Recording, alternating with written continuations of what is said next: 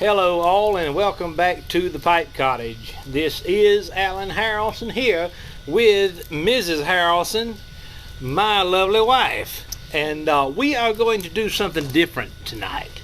We're out here by the fire enjoying a little bit of respite from the children tonight. And we've put the kids to bed, and we thought we would make a little video and talk about what it's like to be the wife of a pipe smoker.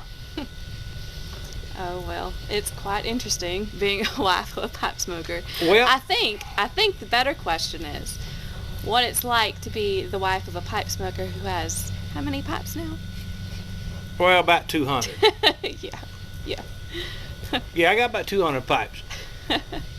But for those who are interested, I am smoking a Boswell freehand tonight, and in it I have some Boswell Sweet Dreams, which is a lovely aromatic from Mr. Boswell himself. And so I'm going to interview my wife tonight, because a lot of people have wanted to know, what does the wife think about my pipe hobby? And so I'm going to ask her some questions, and she is going to have the opportunity to answer them, because I know that most people who watch the Pipe Cottage are men. We have some women, but 99% of the people who watch the channel are men. And I get many comments and questions in private emails from people who are concerned about what their wife is going to think about them smoking a pipe. Alex, what is your perspective on pipe smoking in our household? Pipe smoking with 3 children allows you to have the solace that you need throughout the day. Mm-hmm. And if you don't have that, we can all tell. You need to have your solace. You need to have your moments of thinking and quiet reflection time. So you don't begrudge me No. for smoking a pipe during the day and just No. leaving all of life behind to have moments of solitude to myself to No. smoke my pipe. Not at all. I'm glad that you have time to go and do that. And without that, wouldn't you say that you might be even less happier throughout the day? Well, there's no question about it. When we first got married, I had already been smoking pipes in graduate school. But when we were dating, I was not smoking a pipe. Mm-mm. And so I really did not take pipe smoking seriously until after we got married. So tell folks a little bit about your reaction when I told you that I wanted to get really serious about tobacco and pipe smoking in our house. Well, my dad had kind of tinkered with pipes. He had like 3 pipes for a while. So I remember going to the tobacco store and smelling it, but that's all I knew about pipe smoking and all I knew about tobacco, other than everything that you are normally told, that tobacco's evil and it's going to cause cancer and stuff. So I think my first question was, well, are you going to inhale it? I think that was one of my main concerns.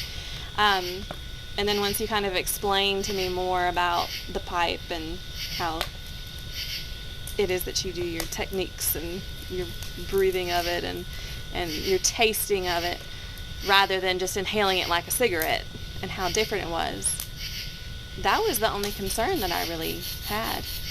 Other than that, I really didn't care. So, okay, go for it. So you don't think that me smoking a pipe is going to create a mortal illness in my body? No, not at all. And I even did a little bit of research on my own, just to see and everything that I learned was, you're taught that tobacco smoke is so bad for you. The pipes and pipe tobacco and even cigars are just in their own different category, and I think people just get it mashed up too much, and that was my fault, that I didn't know any better. So that was my main concern. Well, we of course live together 24 hours a day, 7 days a week. Whew. Yeah, we do. We have a marriage that most people cannot comprehend. We actually enjoy one another's company. Yeah. I get a lot of friends, especially, who say, if I was with my husband 24 hours a day, we would not be together today. And I just can't comprehend that because I don't want to be anywhere else. Nope. So, we have this small home here in Kentucky. But in the main living room of our house, I have pipe racks and pipe tobacco. I have pipe tobacco everywhere. Mm-hmm. Why are you not mad about that? I don't know. That's a good question. I don't really care. And I say that in the most loving way. I really don't. It doesn't bother me. And it's become such a staple in our house that I just don't even think about it. So, can you imagine, now that I have been involved in pipe smoking and the pipe world for several years now, several years during our marriage, can you imagine our life without it? No. No. If you came to me tomorrow and said, I think I want to quit pipe smoking, that conversation would be a whole lot different than the conversation that we had when you said you wanted to start pipe smoking. And I think I would try to do everything in my power to make you continue, as funny as that sounds. Well, you know, when I first started smoking English blends in the house or around the house, you said, "Oh my goodness, that just smells horrible." Mhm. Yeah. What type of tobaccos do you enjoy me smoking around the house? Well, not English. I do not like English blends. I don't like smelling them. They just feel harsh to me. Obviously aromatics, and I love anything with a good hazelnut, chocolate, or vanilla note to it. Those are my favorites. You have one that has a hazelnut note, I believe. I really like that one. I got whichever one it is. I really like that one. And it's nice when we're on the back porch or front porch and you're smoking your pipe and we're talking and the little wisps of smoke come over. And now if it's English, I probably get up and go away from the wind and I don't want to smell it. But well, you know, I can understand that. You're not the only wife who does not appreciate the smell of English blends. But what would you say to young pipe smokers who are just getting into this hobby and they have, perhaps we're talking to a young man and he has a young wife who is not so much interested in them smoking a pipe? What type of encouragement would you say to that young man or that young woman? I would say just communicate. I mean, communication is key in every relationship. So I think if you just communicate what you're wanting to do, why you're wanting to do it, probably not just go, hey, I'm going to smoke this, hope you like it. Just open that door of communication. And also for me, what was really important was that I understood that it wasn't cigarettes. That was a big thing because, you know, in the last 20 years, we have all been kind of pounded with this information that tobacco's terrible. You go to a doctor's office and it tells you to stop smoking and all these things. So it's natural that anybody that hears the word tobacco will kind of go, oh, I don't know about that. So I think just education and communication is the most important thing. So why didn't you just tell me when I told you I wanted to get serious about pipe smoking? Why didn't you just say, no, that's not going to be healthy for our household? Well, I didn't see any cons to it at the time, and we talked about how, you know, you wouldn't do it around the kids or really inside the house, and so that mattered to me, but I didn't really see any cons to it to feel like, oh no, we can't do that. And I feel like everybody's going to have their preference to that, but for me, you know, go for it. I'm very supportive too. But so. Your daddy, my father-in-law was born in Cuba in 1963? 1963. And so he might not appreciate us saying that. You were raised in a home of tobacco use, were you not? Yeah. Yep. Yeah, my dad smoked until I was about 2 or 3, and he quit because he didn't want to smoke around me. And like I said, he had a little pipe rack, and I remember when malls were still a thing, you would go to the mall and you would walk past, I think it was called Pipe Dreams in the mall, and you would walk past, and I remember smelling it, and that pipe box he had like a cover, you can open it up and smell it. So but that was really the only exposure. I want to say he probably smoked a cigar a few times, but you know, I just kind of grew up with the gamut of the different tobacco uses.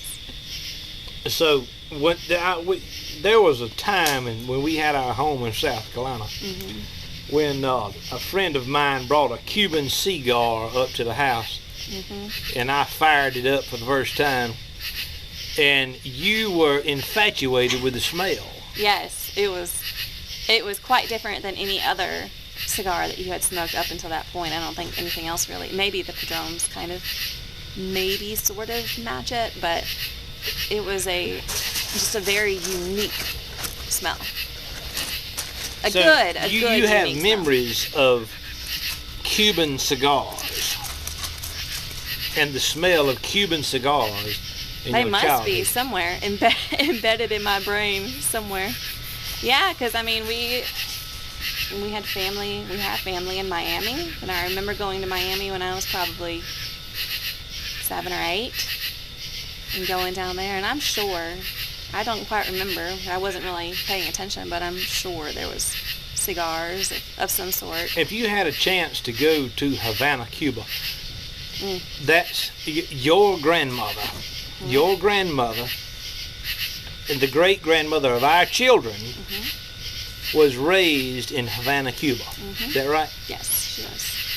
If you had the chance to go to Havana, Cuba with your husband, where I could sit on the street in Havana, Cuba and have some Cuban coffee and smoke a Cuban cigar, would you turn that opportunity down? No, I'd get me a cup of Cuban coffee and a really good guava and cream cheese pastry.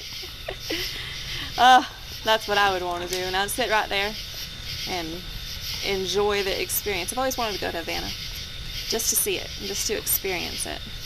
Well, I think that even though communism has taken over Cuba, the history of the country, particularly when it's related to tobacco, it remains rich. The history remains rich, and the history remains important. Well, it's sort of frozen in time, too. Yeah, it is. They didn't, I don't know now, but they didn't necessarily get things like McDonald's and Burger King and all these fast food joints that Americans have, which we could do a whole other video on that. So you have, we have 3 children under 5. We got a son that's 4, a daughter that's 3, and a second son that's 2 months old. What do you think Daddy smoking a pipe, what role do you think Daddy smoking a pipe is going to play in the childhood of our offspring? I think it'll play the role of a few things. I think one of the biggest things is going to be that smell is going to be ingrained in their minds in a very good way. And one day, you know, they'll be walking past a shop or seeing somebody and smell that, and it will remind them, you know, of hopefully good memories of being here, watching Daddy pick which pipe he's going to smoke today and pull out tobacco from his cellar. And I think that's going to be a big part of it, is just memories. But then also taking the time to sit down in an increasingly busy world where everything is go, go, go, go all the time. They'll remember that you took time pretty much daily, sometimes more than once a day, to sit and just think and enjoy life. And I think that's really important, and we don't think that. It's not super obvious that it's important, but it is. It's almost like this subconscious type of thing that they're going to grow up thinking, wow, I can't believe he did that every day. How did he have time to do that every day? Well, that's one of the main reasons I continue to smoke a pipe, is because I want my children, our children, to have that memory. Yeah. I mean, So- just like me, even with just a small tidbit of remembering walking past the store and my dad going in and looking at the tobacco, that was a very small blip in my life. It was not a daily thing, yet I remember it, and I have good memories around that. So, Alex, tell people about what you've done with Pipe Cottage Social and what's going on with that and with the new app that we've got. Because, Oh, ladies and gentlemen, my wife is the brain behind all of it. She is the brain behind the Pipe Cottage YouTube channel, the brain behind Pipe Cottage Social, all of it. When I came to her and I said, I'm going to start a YouTube channel, she was like, go for it. You've got a voice, you've got an audience. Make it happen. And there would be no Pipe Cottage. There would be no Pipe Cottage YouTube channel. There would be nothing Pipe Cottage if it were not for Alex. So tell folks what we're doing with Pipe Cottage Social and the Pipe Cottage Social app. Well, first of all, I just looked at Pipe Cottage Social. I think has been live for maybe just under a month now, maybe 4 weeks. I just looked tonight, and we're at 1,700 members. We just hit 1,700 members tonight, which is amazing. I'm very excited about that. And just a good group of people. And even, I'm not a pipe smoker, but I like to go in there and see what people are talking about. And people don't only talk about pipe smoking. We have like 80 groups in there of different topics that people are discussing. So I had never even designed anything like a social media network before this. So it's been a little bit of a learning curve, but Pipe Cottage Social, I think we've got all the bugs and tweaks out of the desktop version. So that seems to be going well. There's little things that come up every now and then, but that's just part of tech, and it'll always happen. The app has been interesting to learn how to develop an app. There are again, my first time developing an app, but far more things that go into it than I could have probably imagined. So many different programs that have to work together to make everything happen. And then you start going into the review process. I really wanted to kind of do an off-market app at the beginning, which we can do for Google devices, but we're Apple people, and a lot of people are Apple people. And Apple does not really allow you to you can, but not to easily download an off-market app. So we are having to go through the app review process. After 7 or 8 days of going back and forth, I had a consultant who kind of helped me look over the app after it was developed and say, okay, this is what we need to fix. So it is out for review. So basically, the app's coming. It is coming. It's going to be coming soon. So we'll have our own review. Pipe Cottage Social app, and it will be a pipe smoking centric social media platform. I am so excited. So, you and I go into Las Vegas to the Las Vegas Pipe Show in October. Is that right? Yep, we sure are. This is the first time that we have been away from the kids and had a vacation in years. And so we are getting on a plane. We're taking the kids to South Carolina to the grandparents, and we're going to be flying out of Atlanta, Georgia, and we are going to be at the Vegas Pipe Show. Alex, what are you going to do at your first pipe show? You've never been to a pipe show. I don't know. Well, I'll just walk around and talk to people, I guess. Enjoy the fame. I've been to pipe shows before. You've never been with me. I have no idea, but I'm there for the ride. I think there's a place to play bingo next door if I get too bored. Lord have mercy. We're going to go broke. But anyway, I'm going to draw this video to a close. Anything you want to say to the ladies out there who may be concerned about their husbands who are getting into pipe smoking, and any encouragement you can provide them? Well, if you're watching this, and I think there's, there might be some women out there that are scared their husband might say no. I doubt there's very many of them, women pipe smokers. But I think for me, I would just say, just communicate. Just have an open line of communication and talk to each other and compromise where you can. And so maybe it doesn't mean that they're not going to smoke in the house, but maybe they can have their own private study outside where they go and smoke their pipe. Or maybe it's only on the porch, or who knows, whatever is going to work the best for you and your relationship. But be open to it, and get them to get some chocolate or hazelnut notes, and you might actually start enjoying it. That's right. Well, ladies and gentlemen, I'm going to draw this video to a close. And Alex has been rocking backwards and forwards on that chair so much she's probably gotten her exercise in for the night. I'm so used to rocking a baby. It's just, I'm used to always having to move for a baby. So it is, I'm sorry if I gave you some motion sickness. Well, ladies and gentlemen, this is Alan Harrelson and Mrs. Harrelson with the Pipe Cottage. We're so glad you stopped by. We'll see you next time.